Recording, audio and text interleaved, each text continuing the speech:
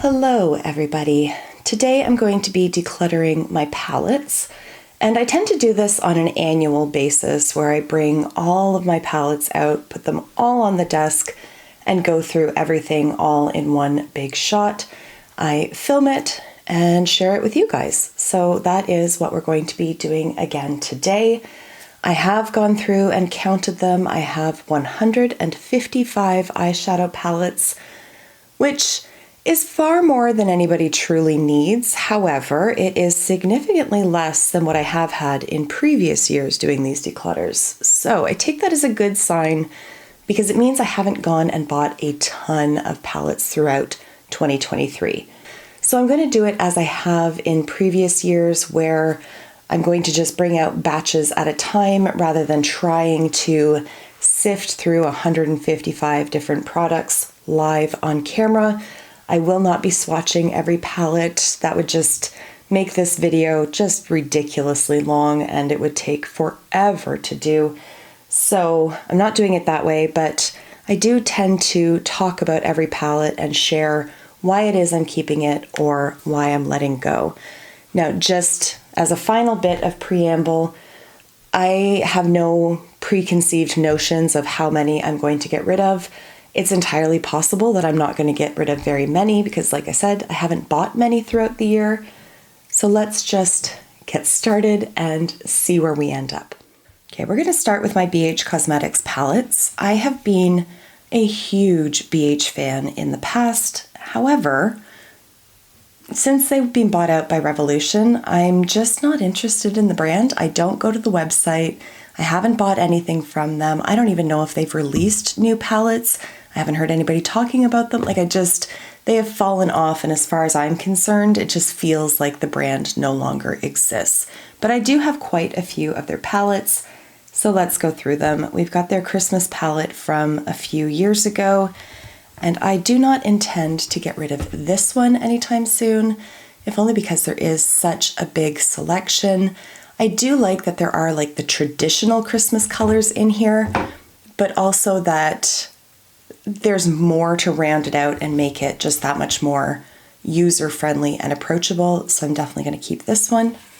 The BFF palette, this was a collab that they did with Alondra and Elsie. I am not familiar with them at all, but I love their palette, and I am not going to be decluttering this one.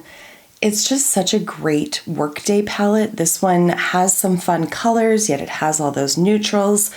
It's just really easy to use, really easy to come up with different ideas. As soon as I open this palette, I see a bunch of different color combinations coming together in my mind. That's always the mark of a good palette for me, so this one will not be leaving my collection. Then we've got what I think arguably are the kind of palettes that made them wildly popular, these 16 pan palettes. This one is Blueberry Muffin. This was the first one that I ever tried from the brand, and I instantly fell in love with it. I still really love this color story. Not the most used in my collection, certainly, but it really does bring something to the table, and I love how it looks anytime I do wear it. This one here is the Puerto Rico palette, and it's just really fun and vibrant. Again, not one that gets a lot of use in my collection, but one that I think is unique enough that I do want to keep it. Okay, next I feel we have to talk about these two together. So we have Chillin' in Chicago and Hangin' in Hawaii. They're very similar, although there are certainly differences between them, but they're similar enough that I think it makes sense to talk about them side by side here. I will be catching glimpses of my Nirvana shirt in the mirrors as we go, but we'll just ignore it, whatever. Anyways, so as you can see, both of them are on the neutral side. Both of them have a good mix of shimmers and mattes. That would be the opposite of shimmer. I don't feel like I need both of them at this point because they are so similar, but it's hard to choose between the two of them. Although even just looking at the pan, I can see that I have got far more use out of this one than this. So I'm going to go ahead and keep Chicago, but I am going to say goodbye to Hawaii. Even though it is very pretty, I think that I can find somebody else who will get more use out of it than I have, and it does feel a bit redundant, even though it does have different shades in it. It feels a bit redundant. Okay, then we have Paris, and this is one of their deeper palettes. It does have a mix. There are some nice transition shades that you can work with and blend the deeper shades out with, but it is a palette that I don't use very often at all. I honestly can't remember the last time I used it.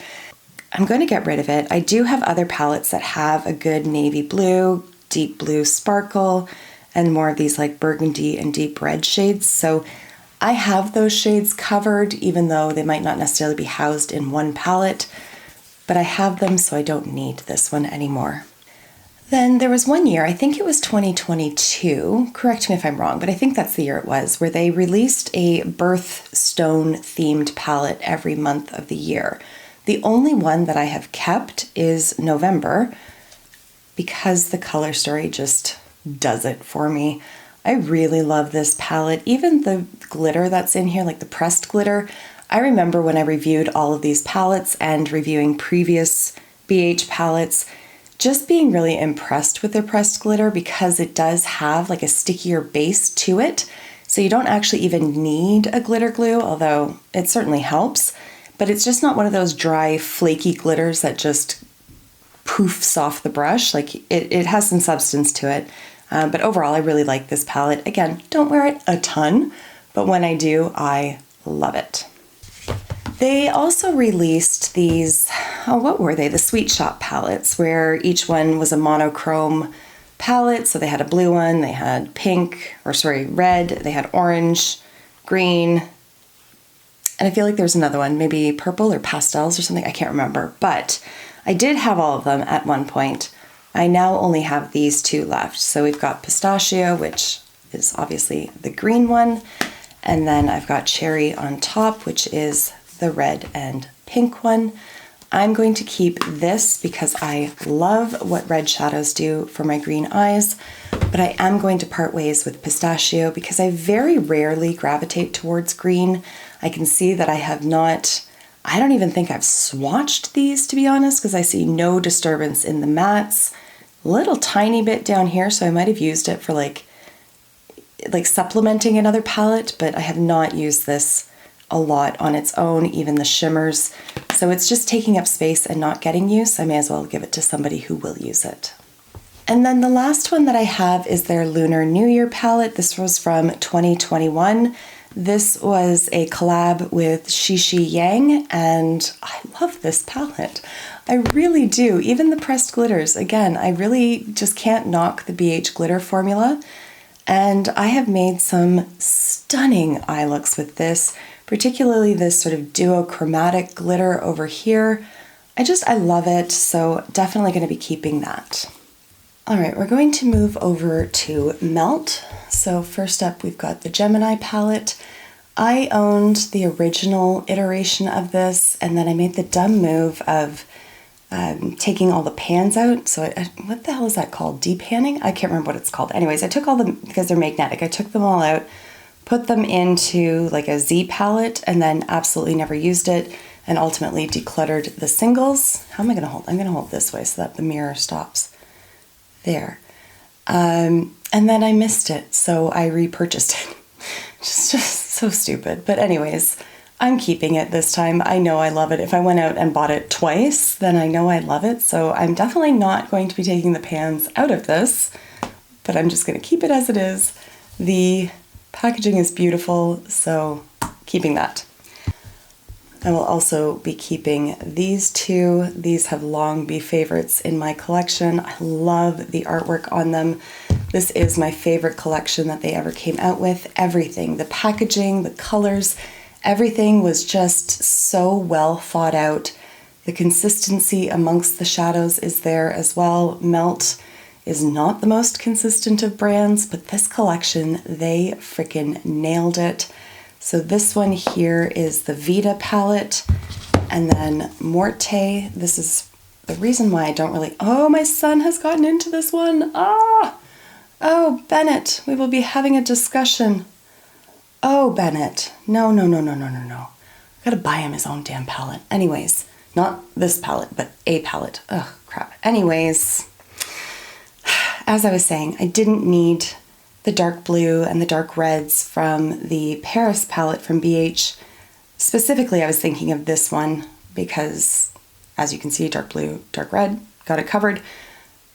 But I will be talking with my 6-year-old son about being gentle with palettes and which ones are off limits.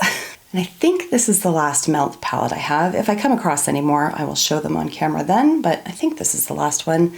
This one is the Amor y Mariposas palette, and I freaking love this palette. I wasn't sold on it when I first got it, but the more I use it, the more I love. I actually created like what I think is a really pretty Christmas look using this. I haven't posted it to my Instagram yet. I'm probably going to do it on Christmas Day, but used a bunch of the reds and then used some green under the lash line, and I was really impressed with it. I thought it was really pretty, and I used one of these golden shadows as well. I really like this palette. I'm keeping it for sure. Let's get into ABH. Now, before we dive in, I just want to briefly say I personally have made the decision to no longer buy from ABH, but I do have, as you can see, quite a few of her palettes. And I'm not going to declutter stuff simply because I no longer support the brand. If I've already spent the money on it, like that just seems like an empty gesture. So my declutter of these is purely based on merit, if you will. Now, these two have been living in what I call the purgatory drawer. So I have a drawer and a little dresser behind myself. And when I have items where I'm just not sure if I want to get rid of them, if I want to keep them, just what I want to do, I stick them in there. It just helps me so that I know if I use it and I love it, then it gets returned to Gen Pop. If I use it and I don't love it, or if I just continually stop using it and just don't use it, then I know it's time to move it on out of purgatory. So, for example, the Norvina palette here, I haven't used it since it's gone into purgatory. And that's been several months, and I have not used this at all, so that tells me something. Subculture it's still got me squarely on the fence. Even after spending time in purgatory, I just don't know what to do with it. I want to love it so badly. I've always loved this color story, except it's so freaking hard to work with. The darker shades take forever to blend out on their own. And then if you try to blend the edges with some of the lighter shades, it just becomes really muddy no matter how you pair them. It's just really tricky to work with. I like the idea of it. It gets an A for effort and like a C- for execution. Soft glam. This is the problem with these stupid suede palettes. They become filthy. This is like liquid eyeliner that's never going to come off of there, ever. But it is a palette that does get a lot of use in my collection. It is right up my alley. I think it's beautiful. It's really easy to use. This is one, like if I was going away for a weekend, that very rarely happens, but if I was, this is certainly one that I could see taking with me because it's got sort of all contingencies covered. And then Sultry is never going to go anywhere. I freaking love this palette so much. In fact, I love it so much that when they came out very recently with the 9-pan version of it, despite the fact that I'm not supporting ABH and despite the fact that I have the full size, my goodness, my little heart fluttered over that 9-pan. I didn't buy it, but it certainly caught my attention. I feel like we're gonna have some serious focus issues throughout this video. I'm doing my best, but my camera monitor is about 1.5 miles above me, so I'm doing the best I can. Now, this is another one that I want to love it. So many people do. So many people just adore this palette.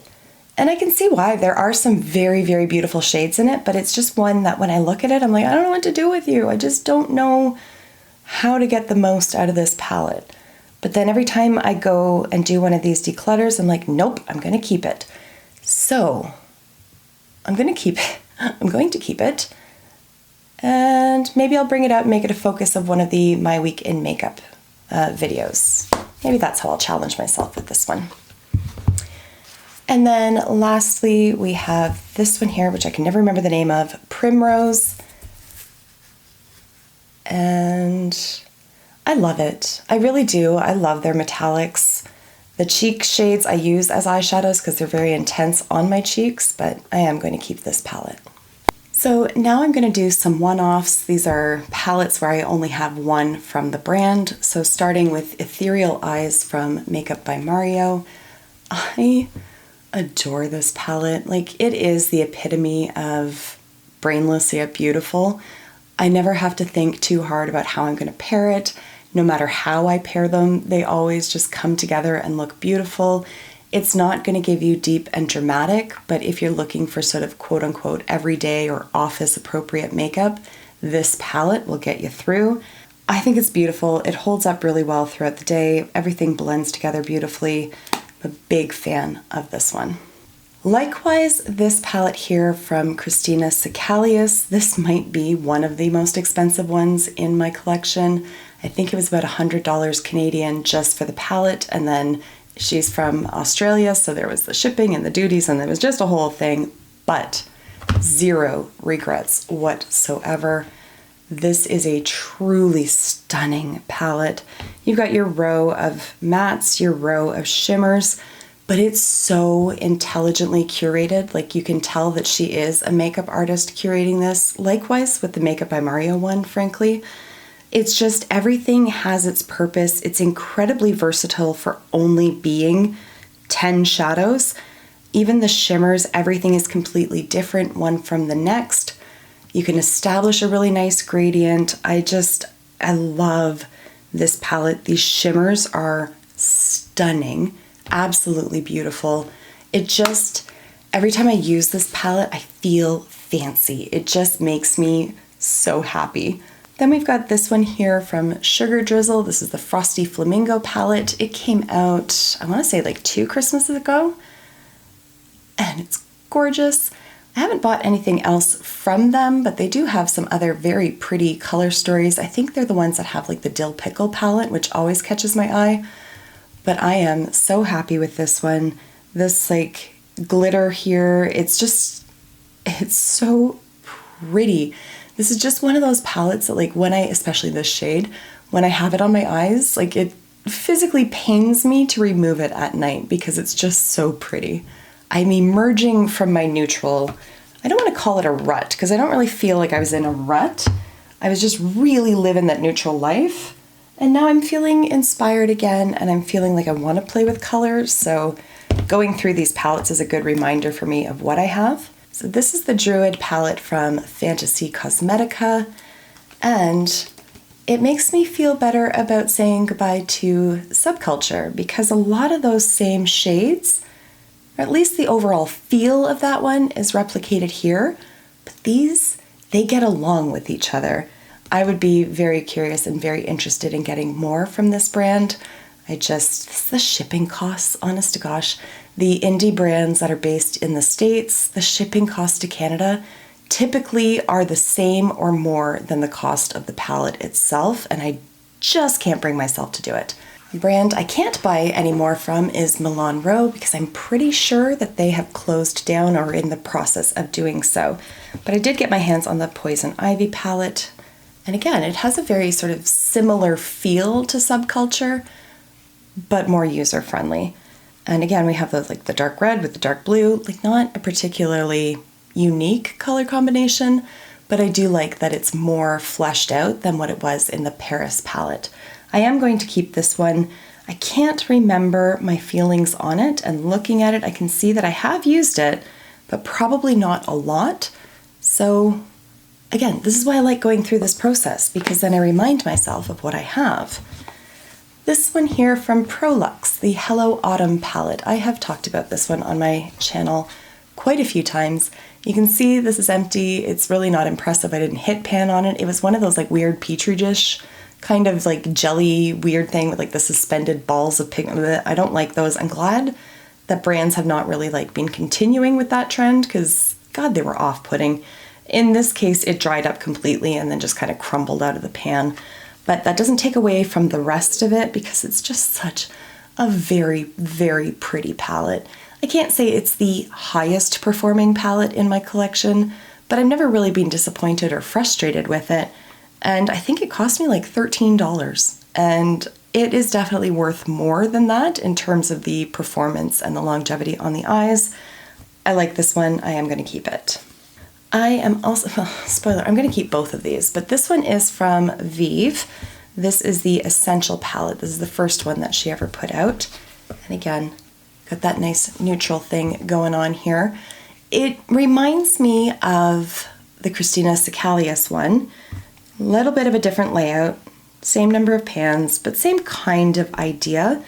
But I don't want to get rid of this one because it is just beautiful. And then this one here, Tiny Marvels, I want to keep basically out of respect. Mel Thompson, who passed away, gosh, it's been over a year now, hasn't it? Has it been 2 years? I genuinely can't remember. Oh God, that's awful. And the passage of time just goes by so fast, but she was always so supportive and so friendly. I really liked her content as well, and I just always found her to be so like uplifting and positive. And so I'm very glad to have this in my collection. I will show you what it looks like. There we go. All right, it is Natasha Denona time, and I've got quite a few to go through. I don't want to get too mired down in these because here's my thoughts in general. Her shimmers are beautiful. Her actual powder mattes are very nice. The like weird cream matte hybrid thing that she's got going on, I don't like that formula. I just find it very inconsistent from palette to palette. For the most part, her palettes all perform on pretty much the same level, in my opinion. There have been some that have severely disappointed me. I'm thinking Mini Xenon and Zendo, the full-size Zendo palette. Did not enjoy either one of those. You won't see them in here because they have long since been decluttered, but this is what we're working with. So of these minis, I'm going to keep 2 and I'm going to get rid of 2. I'm keeping these 2 here. So this is the Cranberry palette, which is the holiday palette from a few years ago. And then this one is the Mini Glam. You will see that I have the full-size Glam, but there are no repeat shades, and this just kind of fills the gaps, but it's also perfect on its own. Again, this is a great, like, throw it in the bag if you're staying overnight somewhere kind of palette. These 2 here, this one, these 2 shades are that weird formula that I just don't really like. It's almost like a putty, so I just tend not to use this one. And also, again, I have these kind of shades replicated in other palettes, so it is just taking up space and I'm not using it. This one here, which is the Mini Gold palette, I do think it's beautiful, but if I wanted to do an olive and gold eye look, I'm going to go for Melt Gemini rather than this one. Then we have the Natasha Denona Glam Face palette. This one is the light version. I once did a video where I ranked all of my neutral palettes, and this one scored surprisingly high. I really didn't expect it, but it was the strength of these shimmers that really sold it for me. I'm not a big fan of the cheek palettes. Again, this blush is that weird like putty texture. You can see it just like moves around, and I just don't like it. It's just not particularly user-friendly. I'm just not a fan of it. The highlighter itself is quite nice, but I never think to dig this palette out just for the sake of using the highlighter.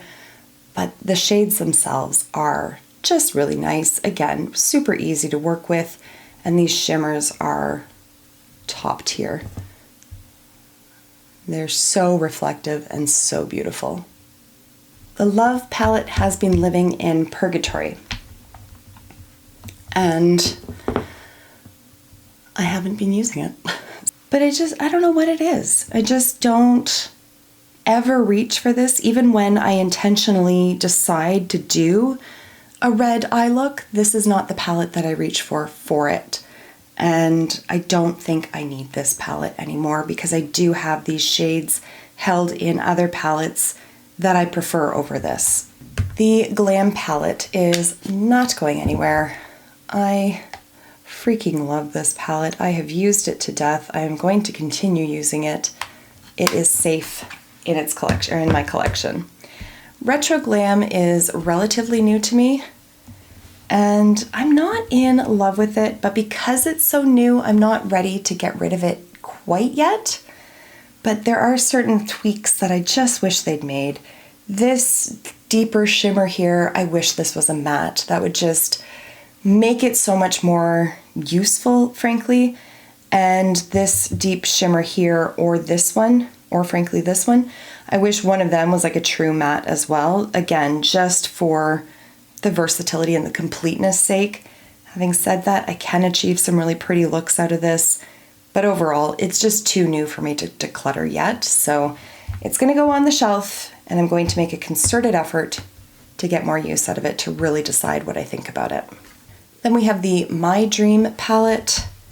Again, fairly new to my collection. I bought it when it was on sale at some point over the course of the summer, I believe. And it is very, very pretty. I definitely want to keep that. And the retro palette as well, I am definitely keeping.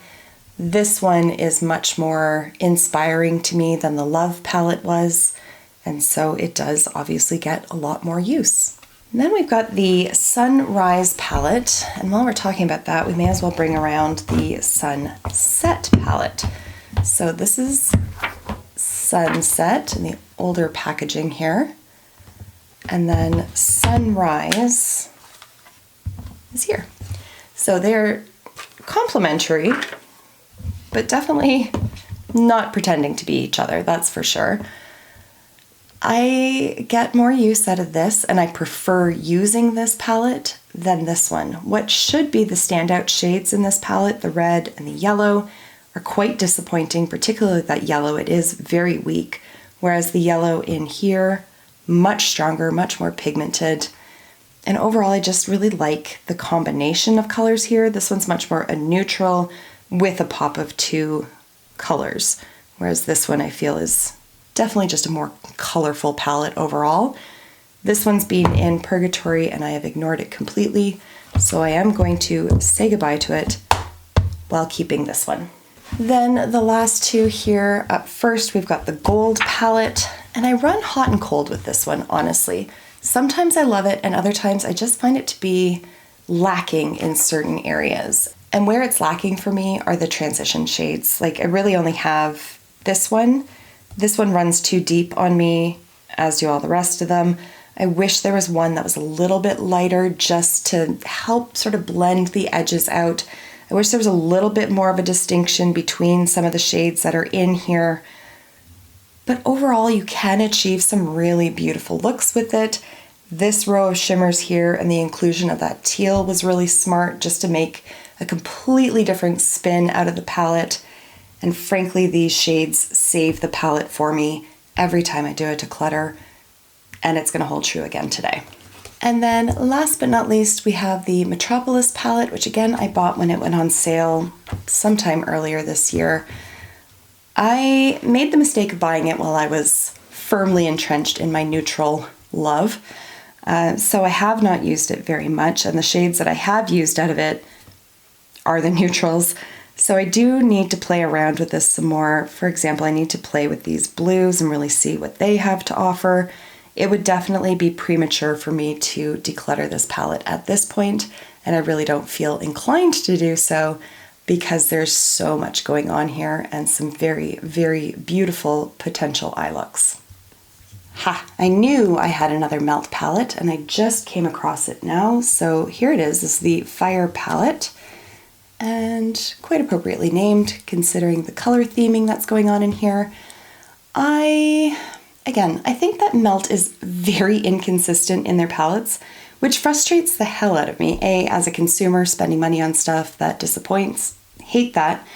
But also, like, when they're able to knock it out of the park, they like completely obliterate it. So like, just keep that energy, just keep doing that same thing. And they don't. And so here, the mattes are perfectly fine. This shimmer is frankly a bit of a dud. It really could have been a standout shade in here because you only have two shimmers, but it's so weak. It really is. But having said that, I can make a very pretty, like sunset-y kind of look out of this, and it is new to my collection, so I don't really want to get rid of it just yet. Okay, it is Odin's Eye time, and there is a lot to go through. I think I should have said at the beginning that I haven't like pre-planned what I'm going to be decluttering. These are just some of these. It's the first time I've looked at these palettes in months, so this really is a refresher for me, and I am kind of going on gut instinct in terms of what I want to keep, what I don't want to keep, based on sort of where I'm at with my makeup journey. As well, with Odin's Eye, and again with Kaleidos, we'll get there. I am on the PR list for them. I don't have a code with either of those brands, so I really have no horse in the race. But even if I did, I would still be telling you my honest thoughts on these palettes. I have done reviews on some of the palettes that we'll see in here, not all of them, including eye swatch videos, like for example with these ones, and there was a third one in this collection. I did a full eye swatch where I talked about every single shadow and my thoughts on every single one. I will stick it in a card or link it down below, just in case you're curious, because I don't want to go through all of that. I do find it difficult to talk on camera about collabs that are done with other creators. I'm not really tight with anybody in the creator sphere, but like there's been interactions, particularly Betty Jean, like we've interacted with each other. Some of us follow each other and all that kind of thing. So if I declutter a collab palette, it's not anything personal against that creator. I'm just looking at these as shadows in a pan. So I just want people to know that. So up first, we've got the Flora Story palette here. This was the collab with Makeup Just for Fun. And this was my favorite out of this trio of palettes that came out. This one's just much more in my comfort zone, and I'm going to be keeping that. This one here, the Planet Spirit palette, was done in collaboration with Betty Jean. And it is a very fun and very vibrant palette, but it's one that I don't use very often. This is one that I think my son would actually love this. I don't even think my daughter would. She's more into like black eyeliner at this moment, but he is very drawn to color. He loves playing with makeup. He just loves being creative. I can see him just like his eyes bugging out of his head seeing this. So I'm going to give it to him to play with and maybe keep him away from my melt palettes. Then we have some other creator palettes here. So this one was done with Tina, the Fancy Face. This is the Hummingbird palette. And it is beautiful. Now I will, again, it's hard to get a lot of use out of palettes when you have so many. So I keep saying the same thing, but that doesn't make it untrue. I've only used this, I can't even say a handful of times. I've probably only used it once or twice, but I want to keep it and give it a fair shake. This one was created with Judy, and this is the Red Dragon palette. And this is very much within my comfort zone. I have used this one a few times. Because I have so many palettes, most of them sit on a bookshelf behind me, and then I do have some that are housed in drawers. All of these Odin's Eye ones are in a drawer, and the problem with that is that out of sight, out of mind. So I'm hoping that in clearing up some space by decluttering some of these palettes, I'll be able to put everything on the shelf so that I can see more readily what I have. But this is definitely one that I do want to bring out and play with some more, because this is like a perfect office palette for me. And then this one here was done in collaboration with Annette. This is the Giant Wolves palette, and much more of a cooler themed palette. Again, I don't think I've created anything with this one. And I think it's just, sometimes honestly, if I'm being perfectly honest, when they send out 3 palettes at a time, I get overwhelmed. And this has fallen victim to that. But I really do like the color story of what's going on in here, so definitely going to be keeping that. Okay, so we do have some more creator palettes here. These ones are all done with Angelica Nickfist. So I'm going to grab all 3. Did she do 3 or did she do 4? I think it was 3. Yeah, I'm pretty sure it was just 3. Just, like, that's not impressive. That's super impressive. Okay. 3 palettes with Angelica. We've got the Little Ghost palette, Trick or Treat, and then her initial one that she did. This is the Hella palette.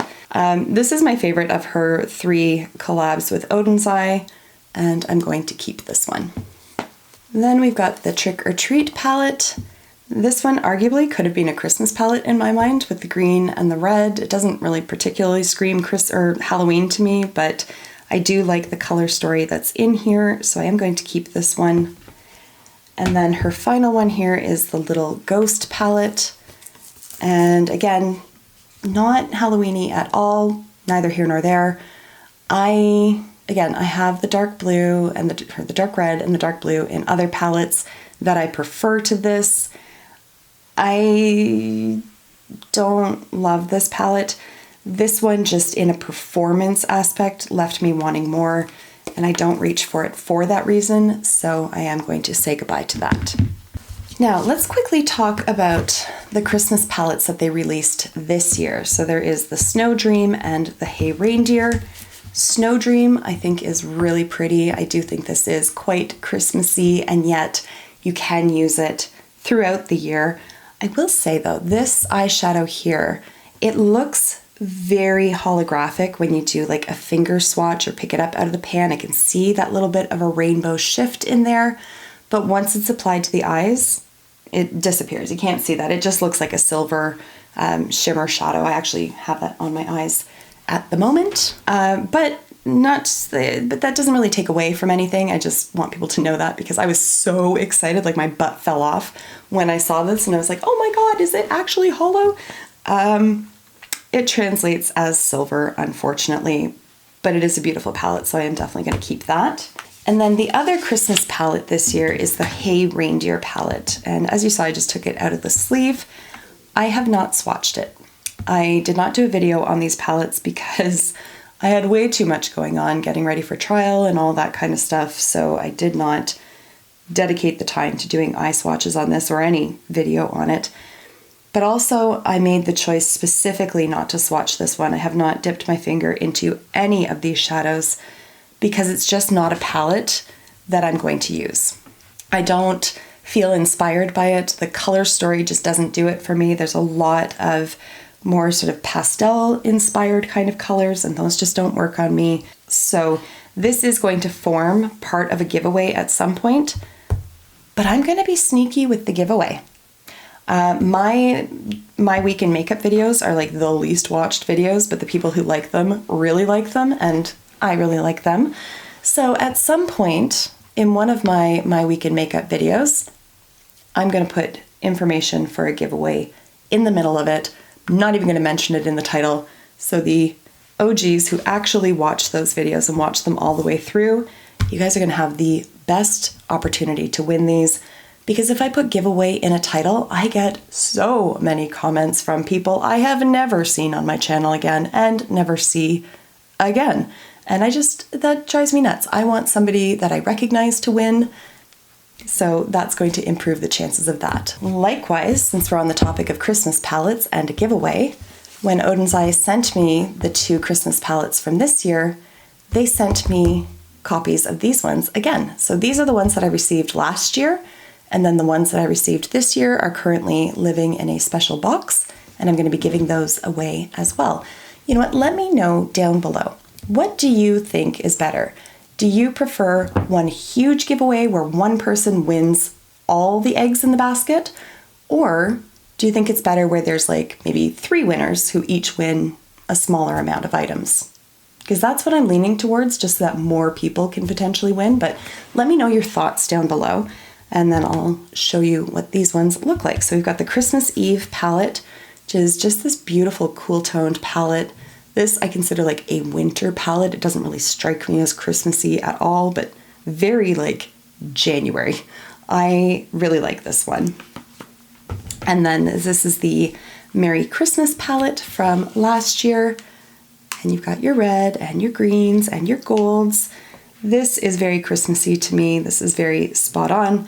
I think this one and the lime green, maybe not quite what I think of for Christmas, but it's workable. I love the green and the gold and the cranberry over here, so I am going to keep this one. And then these are some of the older palettes, so when I got on their PR list, they did ask me if there was anything else, and they actually just sent me like an entire care package of palettes, so it is very much appreciated. Even if I am decluttering some of these, that's not to take away from my gratitude for being in a position to even have them. So this one here is the Saga of Freya. And these are kind of interesting because they're set out like a little storybook. I kind of just like the packaging, but it's not super bulky either. So they did a nice balance there. And I like these color stories that are in here. So especially this page, if you will. So I am going to keep this one. And then this is also part of the Saga of Freya collection. This is chapter 2, the Cat's Breath palette. And you've got your orange and turquoise, just like a classic combination. But there's one that I want to contrast this with, just immediately jumps to mind. That would be the Kaleidos palette here. This is the Futurism 5, the Electro Turquoise.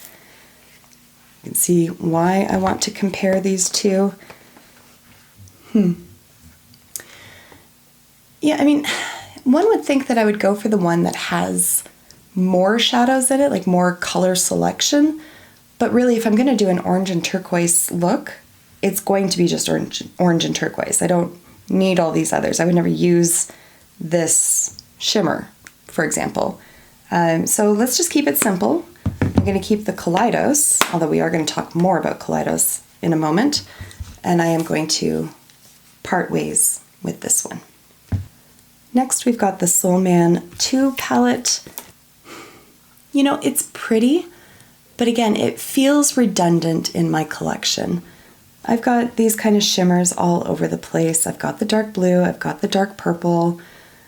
I don't think this is filling any holes in my collection, so I'd rather find somebody else who will love that. The last two from Odin's Eye, Jewels and Gem, Stone and Rock. I have no idea what's inside either of them. I can't even hazard a guess. I mean, I guess I can. Stone and Rock, cool toned, lots of grays, maybe some blues in there.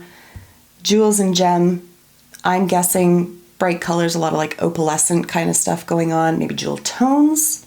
That's my guess, but I cannot for the life of me remember. I don't even remember owning these palettes. How sad is that? Okay, let's see if I was right. Jewels and Gem. Nope, I was wrong. That's what I was picturing in here. So what in the hell is in Stone and Rock then? Ooh, she's pretty. What the fuck? I don't even remember getting these palettes, honest to God. How the fuck have I not used these? These are beautiful. Huh. Yeah, I'll be keeping these.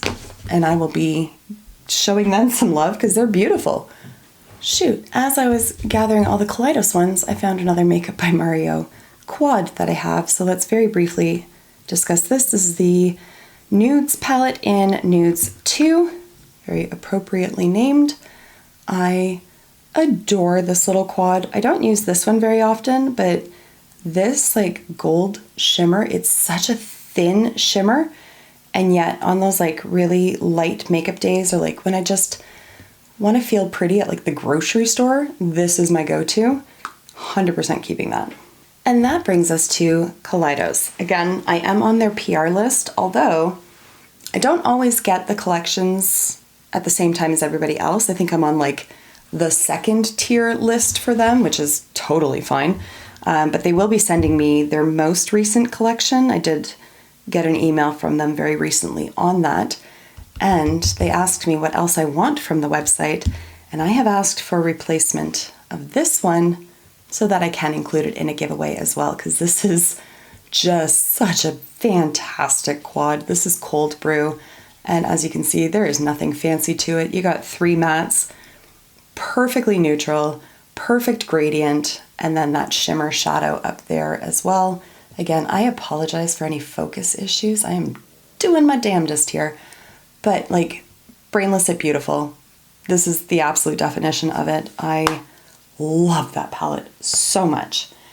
And then I have 3 others. And the names are on these guys, but the name's not on this one. I cannot for life of me remember it offhand, but it's the black version. And again, absolutely stunning, absolutely beautiful. And what's more, that black doesn't just like disappear into nothingness. That was the problem with the mini Xenon palette. And because the mini Xenon was so like disappointing, I was not one bit interested in the full size when that one released. But this one does not disappoint. And this, Like, it is so lovely, like a true silver. Just beautiful. So definitely keeping that. I'm going to be keeping all these quads. I love the Kaleidos eyeshadow formula. Like, it's just so consistent from palette to palette, and it is beautiful. So these are the other two quads here. So this one is Flowing Haze, sort of like a muted dusty purple, which I think is really pretty and really different. And then this one is Glowing Iris, which is stunning. Tends to pull a little bit more blue on the eye than what it looks in the pan, but still gorgeous, absolutely beautiful. So definitely keeping these guys. Then we've got some of the Futurism palettes. So we already talked about that orange and turquoise one. Here are three others. So we've got Futurism 1, this is Sci-Fi Green, and it is very reminiscent to Gemini. Likely don't need to keep it, but will be. And then we've got Futurism 3, Astro Pink. I don't think this is available anymore, and I do believe they're phasing these palettes out, but it is a shame because this is gorgeous. And this last one here is the Futurism 7, Sashimi City. Sorry, I was really stretching with my Roman numeral knowledge there. I haven't looked at Roman numerals in a very long time. Very, very pretty. And again, these shimmers really kind of shift how these shadows look. And I think it's beautiful. And it's a nice reminder to see it because I haven't used this in a while. Then we've got Club Nebula. This is another collab with Angelica. And again, we've got the dark blue, the dark red. Again, not a unique color combination. And yet this palette itself, the color story that's going on here, is beautiful. I really love the inclusion of this lime green, and then these shimmery shadows, they layer over the mattes really pretty. I also really like the layout in here, so I am going to keep this one, and I'm probably going to keep this one too. This is the Flower Punk palette. It's just fun and bright, and again, I love the quality of Kaleidos, so not super wild on this packaging, but minor gripe at the end of the day. Okay, if I'm being perfectly honest, I'm starting to lose some steam, but we're gonna power through. It's just I might be talking a little bit less about each palette as we go. So let's start with MAC. So I've got this one here. This is the Feast Your Eyes palette from, I believe, 2023, but I could be wrong on that. We've got 3 matte shadows, and then the rest are all shimmers. I don't really love the mattes all that much, but the shimmers are stunning.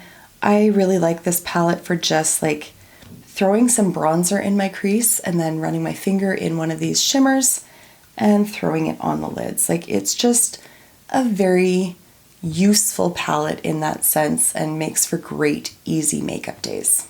And this is one of their holiday palettes from this year, 2023. This is the Snow Buddies Business palette. The packaging is cool as shit because it looks like it would be all spiky, but it's perfectly flat. Like, there's no ridges at all, and it just really makes storing it so much easier than if these actually stuck out. It's a nice, cool toned palette. Okay, so here's the thing. If I had bought this thinking it was going to be super dramatic, I would have been very disappointed because it looks like it would be super dramatic with all these really dark shades over here. But they're not. These are rather gentle mattes at the end of the day, but I really do like the effect that they give. It's sort of very like 90s grunge kind of look, like you've got those cooler tones, but when they blend out, they're soft. They are buildable, although they won't get as dark as what you see in the pan. In any event, I'm going to keep it because I do like the effect, particularly of the mattes. On to Viseart. This is the Paris Étoile palette. And this is one that I do run hot and cold on. It's not often that I want something this deep. And this is one that is not gentle by any stretch of the imagination. The shimmers are beautiful and impactful. The mattes, deep and rich, yet they blend out really nicely. I'm going to keep it. I mean, it obviously doesn't take up much space. I don't use it very often, but when I want a deep, dark look, this one delivers. And I'm just gonna go ahead and say I'm not decluttering any of these palettes here. So first up we have Cashmere, and I think you can see why I would keep it. This is just very much up my alley. Then we have the Soleil La Plage palette. Again, we're getting a little bit more fun with the colors in here, but still very grounded in those more neutral tones. I like this one in spring and summer in particular, and keeping it. And then this one is, yeah, you know what? I'm gonna go ahead and say that this is my favorite of the ones I have. This is the Violette Étendue, and it's just so beautiful and so fun. This purple is so vibrant. These shades don't look particularly different from each other, but it really does translate well onto the eyes. I think it's a really smart curation of colors.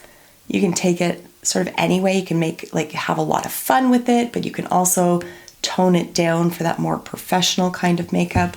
I love that palette. And then we've got these ones here from Artist Couture. We've got the Supreme Nudes and then the Quickie version of the Supreme Nudes. This is one I don't really reach for it very often when I want to make like a complete eye look, but I do use the heck out of this shade in particular because it's so easy to just throw that into my crease and call her done. Or throw that in and then pick some of this up on my finger or the golden one, run it across my lid, and now I've got a little bit of shimmer as well. So it is useful in that sense. The Supreme Nudes, on the other hand, is a no-brainer for me. I will most definitely be keeping this. Again, very sort of autumnal in terms of its theming, but I just love this palette. It's so easy to use. I love this deep olive shimmer that's in here. The mattes are beautiful. Everything applies really nicely. Definitely keeping this one. Nomad Cosmetics. This, I've got quite a few of their palettes, and I do want to be clear, I'm not on their PR list. I have had interactions with the brand owner. I think their customer service is fantastic. Every interaction I have had with them as a consumer has been nothing but positive. But for whatever reason, I get these palettes. I think they look beautiful, hence I order them, and then I get them, I'm like, I don't know what to do with you. Which speaks to me more than it does to the palettes. But like, first of all, how cool is this packaging? Like they really do put so much effort into their palettes. So this is the Haunted Europe palette. She's deep and dark and moody. And every time I look at this palette, I'm like, I don't know what to do with you. And I don't know why I don't know what to do, because there's plenty of different ways that you can go with this. And yet I get stuck so very often with it. I don't know why that is. I do want to keep it because I think it does have potential. I just think I need to get more creative. Maybe I need to do like a pingo ballot. Good Lord. A palette bingo with it. Just to sort of force the creativity. But I don't want to get rid of it. I don't think there's any in here that I do want to get rid of off the top of my head, but we'll go through them. This one here, the Verona Amore e Morte palette. You've got the cool tones on this side and then the fiery warm tones over here. It looks like I've gotten tons of use out of this. It got Bennetted. Bennett's my 6-year-old son. He got his hands onto this. He was not gentle, as one can see. I'm going to keep it. I just wish it didn't look so beat up and so like just mangled, but it is what it is when you share your house with tiny humans. So again, this is another palette where like I shouldn't have issues in pulling looks together because I could really just like kind of go down the row, like it's kind of set out in that way.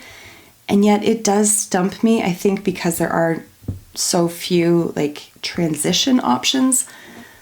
Although there's really no reason I can't bring in any other palette. I just haven't yet. I'm going to keep it. I have not used it very much at all. And I think it's beautiful. I just need to figure out how to do it. So now that the creative spark is starting to come back to me, challenge accepted. Let's do this. Okay, this is Land of Fire and Ice. And this is another one that I'm just, every time I try to use it, I'm like, I don't know what to do with you. And then I inevitably end up doing like an orange and turquoise look.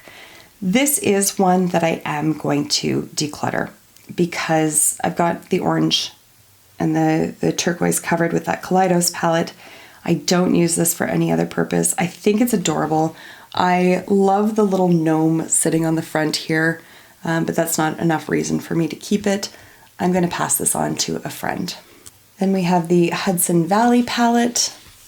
This one is very much my speed. This one is the most used that I have out of the Nomad palettes, and I'm definitely keeping that one as well.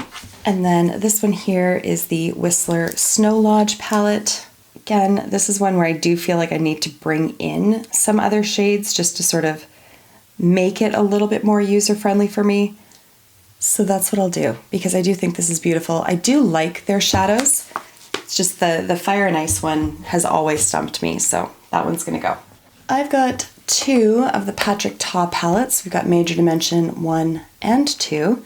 The first one was very much a neutral type palette. There are two cream shadows over here. I've had this palette for quite some time, and those creams are still quite pliable and very much usable.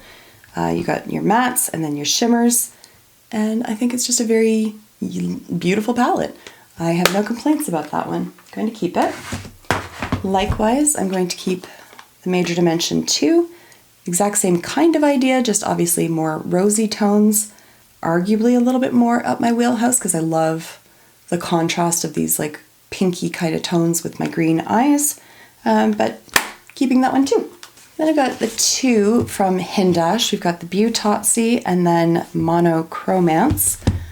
I honestly was so intimidated by this, and I'm so glad that I took the risk and bought it because this one is gorgeous. Like, I really thought it was going to be difficult to use, that I wouldn't be able to sort of maximize it, but I have used it for contour, for bronzer, for blush. I have made some truly beautiful eye looks with this palette, and it's really not hard to use at all, so I'm definitely keeping that. I think it's such a cool, unique concept. And then he carried it over here in Monochromance with more colorful options, and I don't like this one as much. I don't even really like the packaging because this one kind of busted apart. The other one did not. This one, I just don't get nearly as much use out of it. So this is, again, going to be a purgatory item. Juvia's Place. This is one that I decluttered at one point and then repurchased because I regretted my decision. And then in a wonderful twist of irony, I don't think I've used it once since I repurchased it like a year ago because I'm an idiot. But all that to say, I'm not going to declutter it. I'm going to use the frickin' thing. This is another Juvia's Place palette. This is the Disco Party collab palette that they did ages ago. It's beautiful. Lois Cosmetics. This was the first one that I got from them. I think this is their first release. This is Meet Me in the Underworld. I fucking love this palette. It's so pretty. It's so like moody and yet not cool toned. Like it's somehow like these more grungy yet colorful shadows. I don't really know how to describe what I'm trying to describe. Also, it's getting very late at night and my brain has shut off. But all that to say, 100% keeping this. I think this is absolutely stunning and beautiful, and I do like how these shadows perform. However, for Rose Metal, I do like it, don't get me wrong, but I have these shades so many times and I don't like it more than I like my other palettes, like say Retro from Natasha Denona. A little bit different. This has a little bit more pink in it than that one does, but I gravitate towards that one more so than this, so this is very underused in my collection, but it's so beautiful that I do want to ensure that it goes to somebody who will get use out of it. It makes it sound like I have a million makeup loving friends. I've got like 3 of them, but they love makeup, so I just load them up every time I declutter stuff. What's Up Beauty? Neither one of these are going anywhere. Both of these palettes were given to me in PR, and the brushes that I have were given to me in PR, but I'm not on like a formal PR list that I'm aware of, and I don't have a code with them, but nonetheless, I really like their shadows. Again, the quality is there. They're blending out really nicely, and I love that their palettes are like, they're standalone on their own, and yet they also really complement each other. So like you can mix and match really easily, but you don't have to. Nothing's really missing from any of them. The shimmers are beautiful. The mattes are nice and smooth. I'm excited to see what else they come out with. I'd like to see some more palettes, but I really, like, they need to do face brushes or else they're gonna have to deal with me, and they don't wanna deal with me because I'm ridiculous. Anyways, Pat McGrath. I don't get the fuss about Pat McGrath. I don't get it. They're fine, but I don't understand why people like saw their legs off trying to get these damn palettes. Like okay, anyways, I obviously have like a little mini guy here. It's fine. I, would have liked if this were a matte just to like make it a little bit easier to make a completed eye look out of, but I can bring in something else. I don't love it. I don't want to get rid of it though. I feel weirdly obligated to keep these because I feel like I'm missing something because of just like the insane fervor pitch that goes along with these Pat McGrath palettes. Like I'm mystified and I feel like I'm missing something. I don't know. Maybe it's just me. Anyways, this is one of the Bridgerton palettes. Again, it's totally fine. Nothing super amazing. The only thing in here that I like truly love is this shade here. I guess that's what people go on and on about is their special shades, but like the rest of them, they're nothing special. They're nothing to write home about. They're not bad, but they're just not anything particularly revolutionary or incredible. This is beautiful. Oh, you know what? Hold.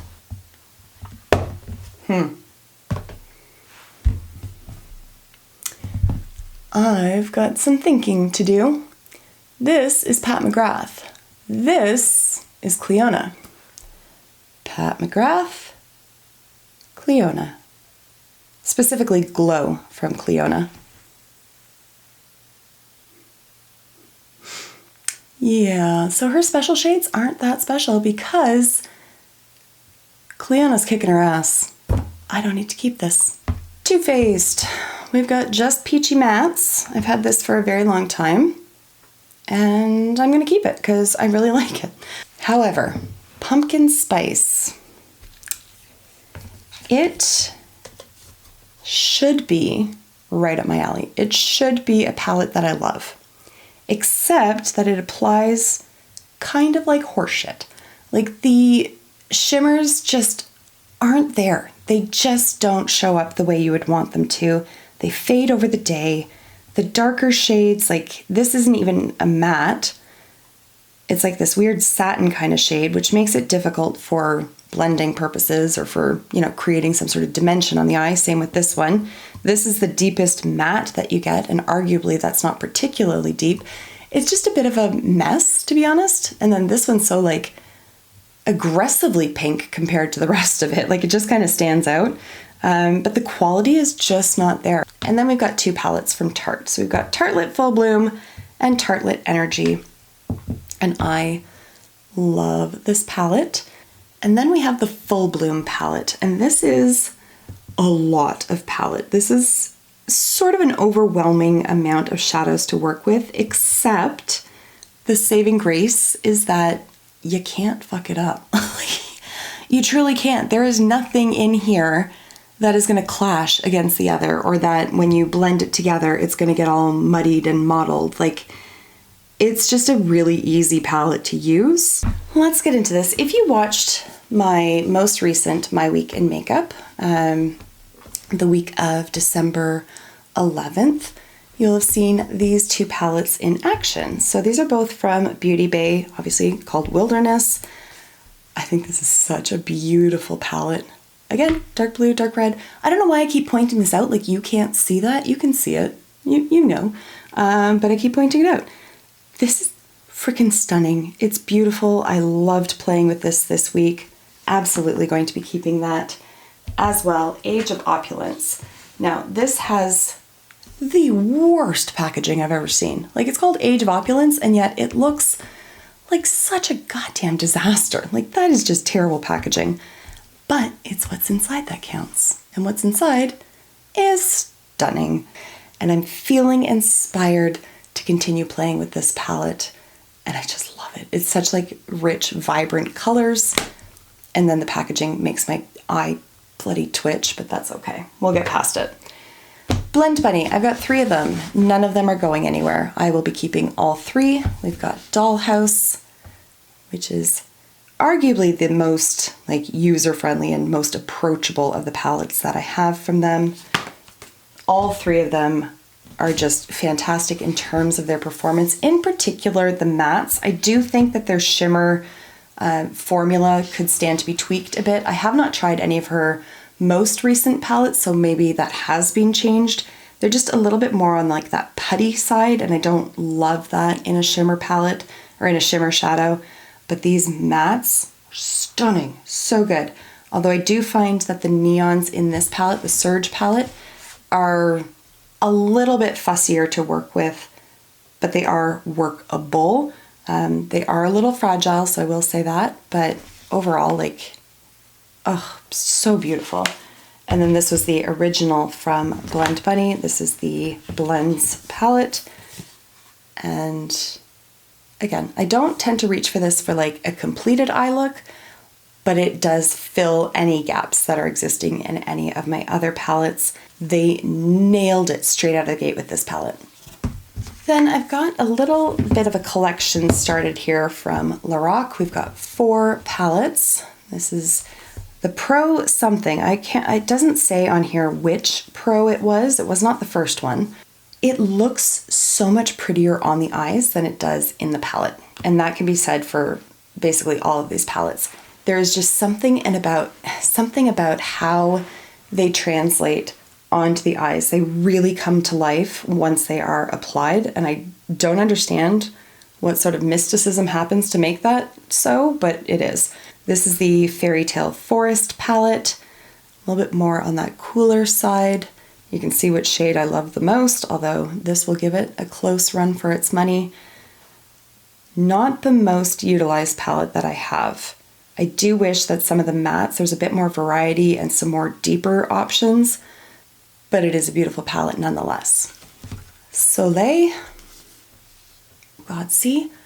They don't look like they're going to be that beautiful in the pan, and then you pick them up and just like freaking magic happens. I don't know what it is. Okay, you know what? I'm so glad I touched those shimmers because I was just gearing up to get rid of this palette, and nope, I'm keeping it. Absolutely keeping it. Same with this one here, the Unzipped Elegance. Much smaller format, but again, these shimmers are just so pretty. So pretty. ColourPop, let's do it. We've got the High Tide palette, and I keep this because I love this color. I love this color. Light, deep, all of it. I love every single individual color that's in here. Do I wear it? Absolutely the fuck not. But again, emerging from my neutral cave. So I do want to keep it, but again, I predict that this is going to be like a purgatory item, and if I don't use it within, say, 6 months, then it's on its way out. He's so cute. The cutest packaging ever. This is the Child palette, and honestly, I don't know why I don't use it more often, because these are colors that I love. Again, you know what it is? It's because it lives in the drawer with the Odin's Eye stuff. So I'm really hoping, again, through this declutter process, that I'm going to have room on the shelf for everything so that things don't get overlooked. Sandstone. This is the most used palette that I have from ColourPop. You can't tell because, again, most used is pretty relative when you have so many palettes, but this is one that I just love it. I think it's so pretty. I have never been disappointed with the look that I have created with it, so absolutely keeping that one. And then It's a Mood. This one, it's so big, but I love every color that's in here. I really do love this collection of shades. I don't find it particularly inspiring in the sense of I look at it and I see a bunch of colors. For me, it's more let's look down the line and how would I make a look out of this. And then if I'm feeling particularly creative, I can start moving around the palette, but that's sort of naturally what my eye does, is just kind of go down the row. I don't want to get rid of this. I wish it was smaller. I wish it was a little bit more contained, or concise, I guess would be the better word for it, but it's not, and yet I still love it, so I am going to keep this one. All right, and then we have Adept Cosmetics. Now, I used to be on their PR list, but I'm not anymore. Like, I haven't received anything from them in a very long time. That's fine, but I did want to just let you know that these palettes were given to me as PR items. So first up, we have the Codan palette, and there's not much for me to say about the Adept palettes. Like, they're beautiful. Like, the shimmers are fucking stunning. The mattes, beautiful. Like, I really have no critiques to give on the palettes themselves. I'm noticing that the packaging is starting to bubble up, but it's neither here nor there. Again, beautiful selection of shadows here. I am going to keep this one. I suspect I'm going to be keeping all of these. Most definitely keeping Plain Jane. This is the original version. I had the remastered version. I ultimately decluttered it because I just love this one so much. You can see that it has had a lot of love shown to it. I do still bust it out from time to time. It is like just a collection of singles as far as I'm concerned. Like, I would never reach for this and be like, ooh, I'm going to make a look using all of these shadows, because there's no mattes in here. But again, these are just so easy to use, either to really boost an eye look that you're doing with another palette, or again, one of those like bronzer in the crease kind of days, and throw like this shade over the lid and it just comes together in no time. And then we've got Amunet New. Again, more mattes in this one. The other palettes are more like shimmer central, and this one has more mattes in it, so this one is a bit more of like a standalone palette in and of itself. But again, very, very beautiful, and keeping it. And then lastly, we have Ninhydrin, which again only has, I think, 2 mattes in it. Yes, it only has 2 mattes. The rest are all shimmers. Okay, 2 Wayne Goss palettes. We've got the Pearl palette here. It honestly doesn't look like much in the pan, and yet on the eyes it's beautiful. And then this one here is Pearl Moonstone, cooler version. I am definitely going to keep this one because it is rather unique to my collection, and this is just gorgeous on the eyes. And likewise, I am going to keep this because it does make, again, brainless but beautiful. This one from Tati Beauty, the Textured Neutrals. I don't use it often, but when I do enjoy it. It's a useful palette. I'm definitely going to keep that.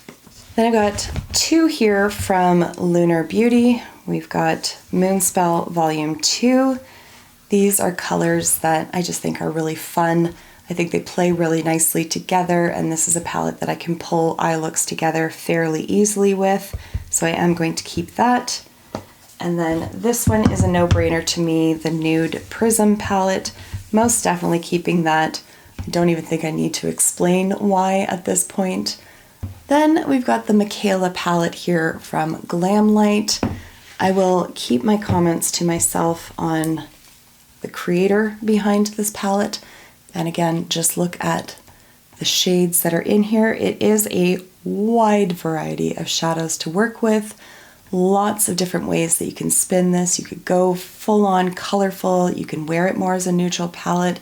You can have a little pop of color. Lots of different ways that you can spin this one. So although I'm not a fan of the creator behind it, I am going to keep it because I do think it's a very fun collection of powders in a pan. Let's look at some of the smaller palettes in my collection. So I have 3 of the Dior palettes here. Pink Carole, Tutu, and Soft Cashmere. Soft Cashmere is my favorite, and it is the one that I've got the most use out of. So this one is Tutu, very similar to Soft Cashmere, but more on the cooler side, a little bit more of like a mauve undertone to the shades. But again, I am going to keep this one. And then this is one that I really do need to apply to the eyes again because I think I've only used it 1 or 2 times. Like I don't remember what my feelings on it were, so I definitely need to use this again before I can really make a decision one way or the other. I was like, who is applying their makeup with this? Why do they include that in here? I don't understand. At least the little sponges, like you can use them for other things, but these little brushes, not particularly helpful. This one is not going anywhere. This was part of the Claudette collection that came out a couple years ago.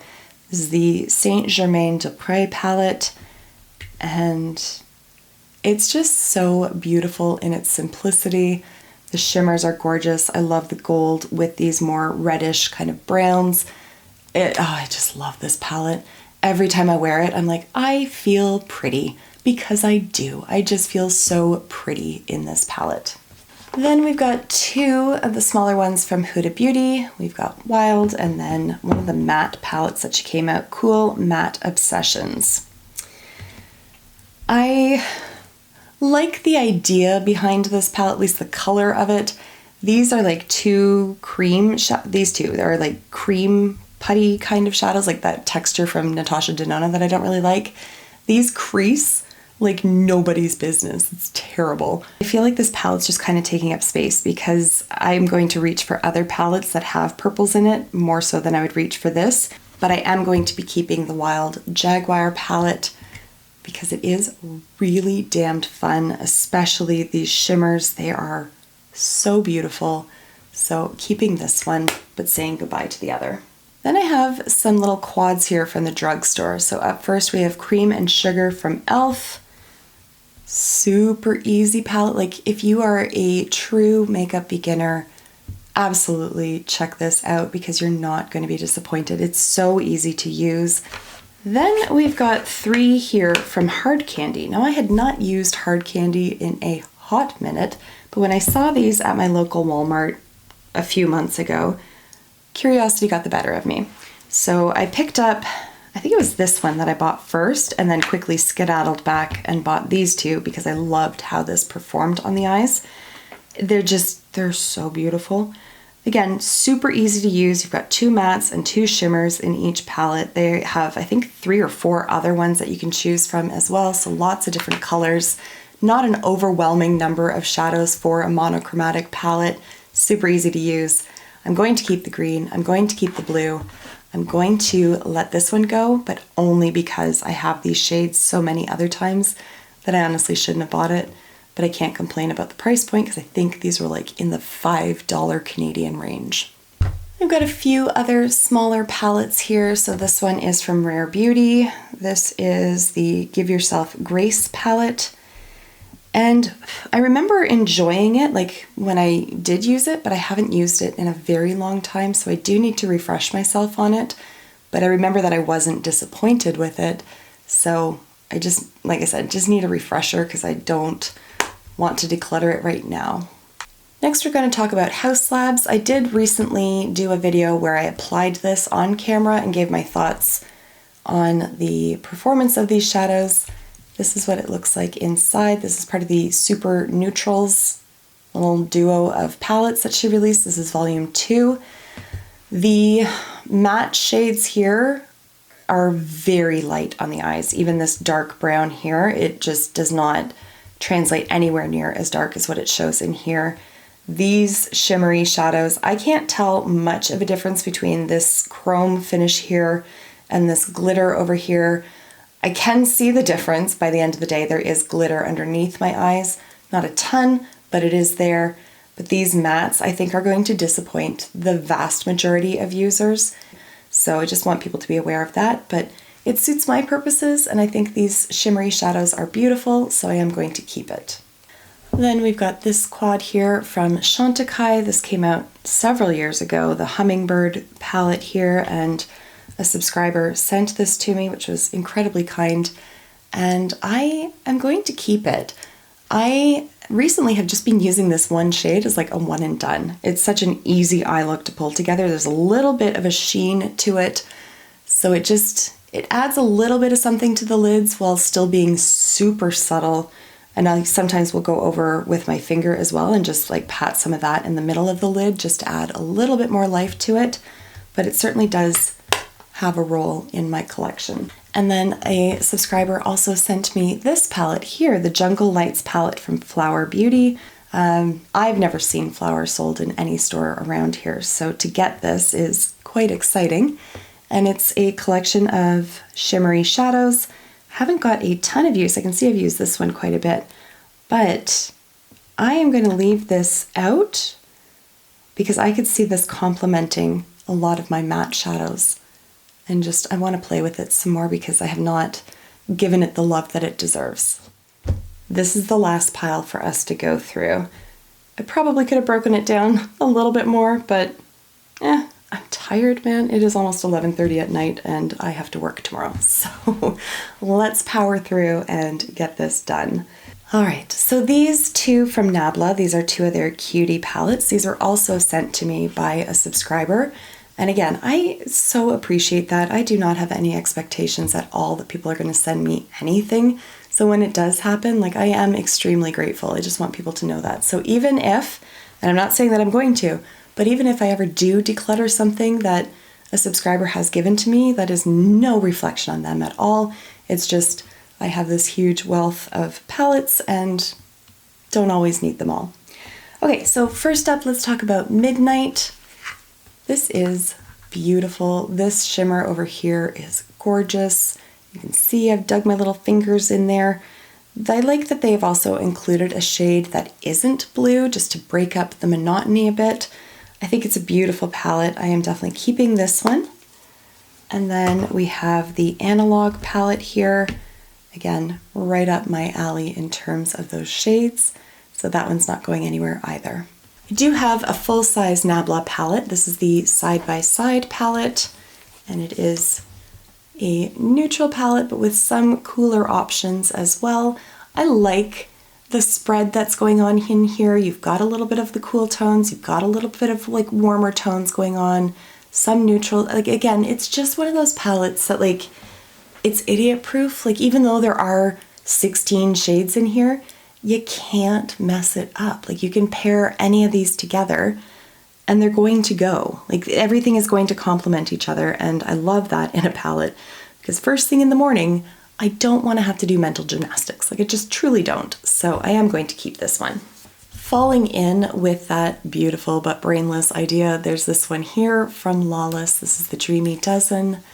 And again, it is so easy to use. It is reminiscent to me of the Tartelette in Bloom palette in the sense that you have one row of shimmer, the rest are mattes, you have that row of warmer, the row of neutrals, the row of cooler tones, but again, you can mix and match and nothing's going to be all weird or sort of jarring against each other.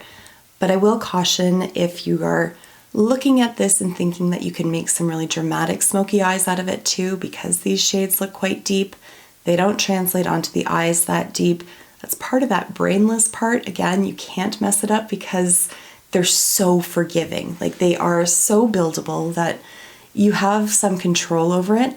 It won't get as deep as it looks in the pan. So you won't get a deep, dark, smoky eye out of this, but that's what I happen to love about it, is that, again, I can just throw this on the eyes and not worry about it. Okay, we've got 3 palettes here from Gourmand Girls. These were sent to me in PR, and I do have a discount code in my description box to share with you in case you're interested in this brand. But let's get into the palettes. So this is the C'est L'Amour palette. This is the Valentine's release in whatever year it was released in. The passage of time literally means nothing to me anymore. I never know how long ago something happened. It's really bad. Anyways, beautiful palette. I love a bright red. I just love it. This one is no exception. Some really pretty shimmers in here as well, and everything blends out nicely. I'm keeping this palette. And then the Halloween palette from, I believe this was from 2022, the Spooked palette. There she is inside. So we're seeing a nice even mix of shimmers and mattes.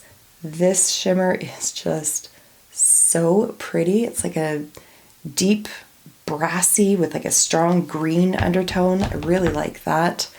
Some beautiful shades in here. All that to say, I will be keeping this palette as well. And then we've got the That Time of Year palette. There are some very pretty shades in here, some of these shimmers in particular, and I have made some very pretty eye looks with this palette, but on the whole, this isn't the most inspiring palette to me, so I am going to let this one go. Okie dokie, let's talk Danessa Myricks. This is the Groundwork Defining Neutrals palette. This came out this year.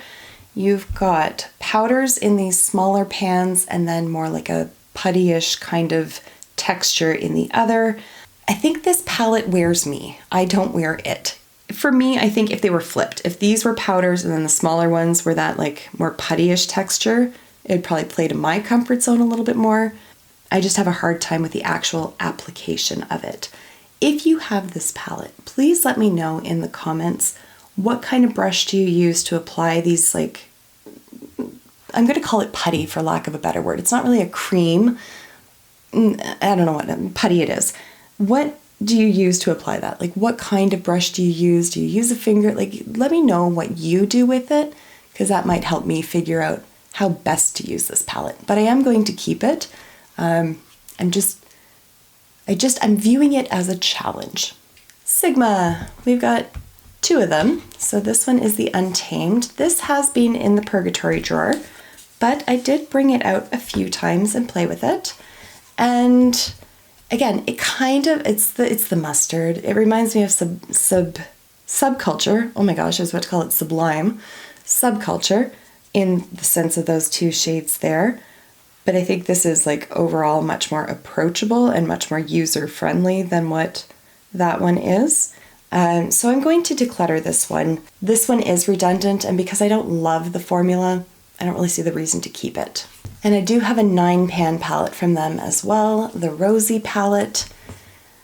And I mean, it's pretty. It is. This one gets more use than Untamed does.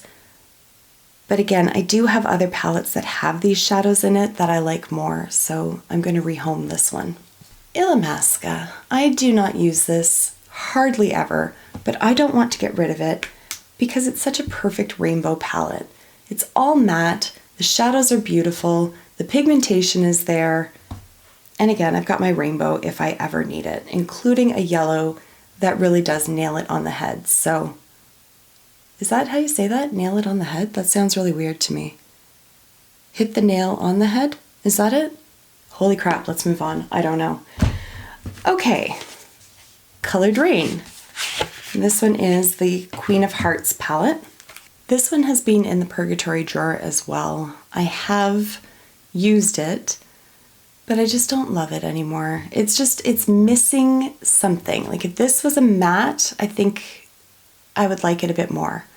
But there's just something missing in it. It's not the quality of the shadow, because that is beautiful.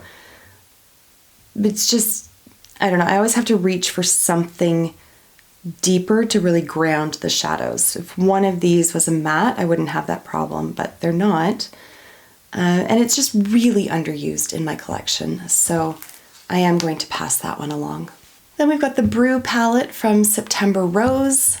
For the life of me, I've said this before, whenever I talk about this palette, I have no idea where it came from. Absolutely no idea. I have zero recollection of buying it. It certainly wasn't sent to me in PR. It just one day appeared in my collection, and I have no idea where it came from. But every time I wear it, I'm like, God dang, I'm pretty. There's just something about it. These reds mixed with the golds, like it just... I love it. I love this palette. Have no idea where I got it, but I love it and I'm keeping it. And then this is the last one. This is the Be Perfect and Stacey Marie collab from a few years ago, the Carnival 3. Now, if it was just me, I would very likely declutter this. But as you will see in a moment, this has become the kids' palette. So it has been used and abused. They have hit pan on multiple shades. There's a lot of cross-contamination going on here. Bennett has decided that this orange is his life. Like, he loves that shadow. He will run it all over his forehead. But I appreciate the creativity. So there's absolutely no way I'm going to get rid of this on them. All right, and these are the palettes that I'm going to declutter. I feel like I was on the fence about this one, and then I said, I think I said I was going to keep it, but ultimately I'm not going to. I'm going to declutter it. So, just so you're aware, my declutter process, oftentimes I will set some of these aside, the ones that I think my daughter will like, and now that my son is into creating with makeup, what he will like as well, because if I can get him to use his own stuff rather than mine, so much the better. So I go through that process first, then I take a picture of what I have, I send it to friend 1, she decides what she wants, I set those aside, take another picture, send it to friend 2, and then on it goes from there. So I do try as much as possible to get these into the hands of other people before they would ever see the inside of a garbage bin. Like I said at the beginning of the video, I started off with 155 palettes, and I have now decluttered 24 of those. Literally had no idea what I was going to declutter. I didn't think it would be that high, but hey man, that's why we do this process, and I am happy for that. I feel very confident in the decisions that I made on what to declutter. As you saw going through the process, there are others that I have kept that I'm not sure in the long run that I'm going to keep, but I am keeping them for now, and then I will no doubt do this process again at some point throughout 2024. But I do feel very good about what I accomplished tonight. So thank you very much for coming along on the journey with me. I will see you in my next video. Until then, just be a decent human being. Bye.